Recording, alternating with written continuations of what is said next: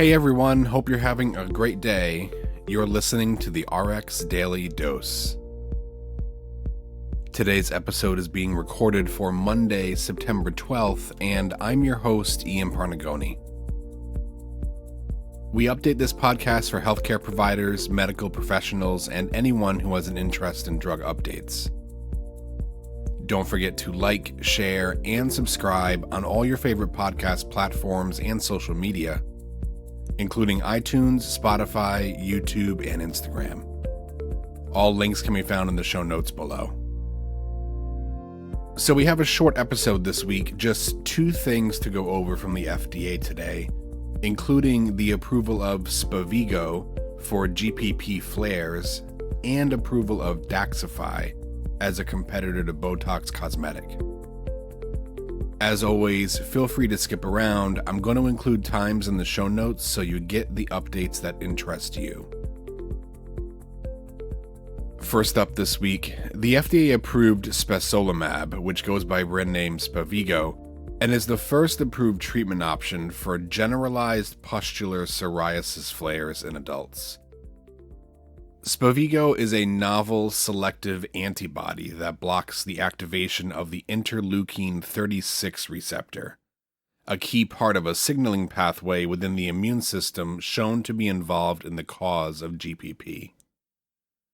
Distinct from plaque psoriasis, GPP is a rare and potentially life-threatening neutrophilic skin disease, which is categorized by flares. GPP is caused by an accumulation of neutrophils, a type of white blood cell, in the skin. In the United States, it's estimated that 1 out of every 10,000 people have GPP. Given that it's so rare, recognizing the signs and symptoms can be challenging and consequently lead to delays in diagnosis. Prescribers have typically treated GPP off-label with drugs like Skyrizi, Cosentyx, or Enbrel. In the 12-week EFFACE-1 clinical trial, patients experiencing a GPP flare were treated with Spevigo or placebo. After 1 week, more than half of patients treated with Spevigo showed no visible pustules compared to placebo. In EFFACE-1, the most common adverse reactions in patients who received Spevigo were asthenia and fatigue, nausea and vomiting, headache, pruritus and prurigo, infusion site hematoma and bruising, and urinary tract infection. And finally this week, the FDA approved Revenance Therapeutics' new anti-wrinkle injection, daxibotulinumtoxin-A, which goes by brand name Daxxify, which sets up a challenger for market leader AbbVie's Botox that has long dominated the aesthetic market. The injection provides a compelling alternative to existing products with the ability to deliver long results with as few as 2 treatments per year. Botox, which is an injection of a purified form of botulinum toxin that paralyzes the muscles, really revolutionized aesthetic medicine and became a hit among aging baby boomers and a camera-conscious Gen X following its launch in 2002.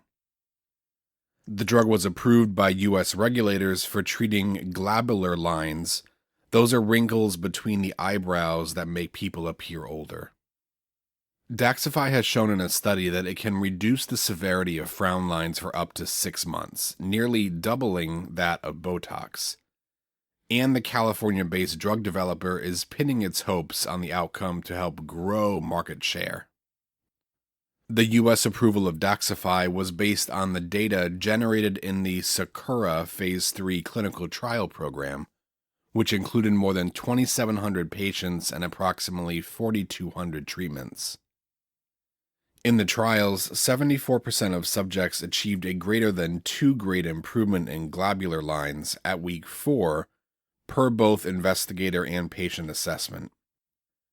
Investigators reported an 88% improvement at week 4 and reported that 98% of subjects achieved none or mild wrinkle severity at week 4. Daxxify is generally safe and well tolerated, with no serious treatment-related adverse events reported in the clinical trials, and has a safety profile consistent with other currently available neuromodulators in the aesthetic market. The most common treatment-related adverse events with Daxxify observed in the trial were headache and facial paresis, including facial asymmetry. Sales of Botox for cosmetic use came in at $862 million for the first half of this year. Botox, which AbbVie acquired through its $63 billion purchase of Allergan, is also approved for therapeutic use, including for chronic migraine headaches. Revance did not disclose the price of the injection, citing competition concerns and volume discounts to injectors, but has hinted that it is relatively higher due to the drug's durability. And that's all I have for right now. I hope you enjoyed today's episode. I'll include all links in the show notes below, so please go back and check those out too. Please connect with me on any of your social media platforms and give me feedback on what you heard today. I'd love to know what you thought about the episode. And as always, feel free to like, share, and subscribe wherever you listen to your podcasts.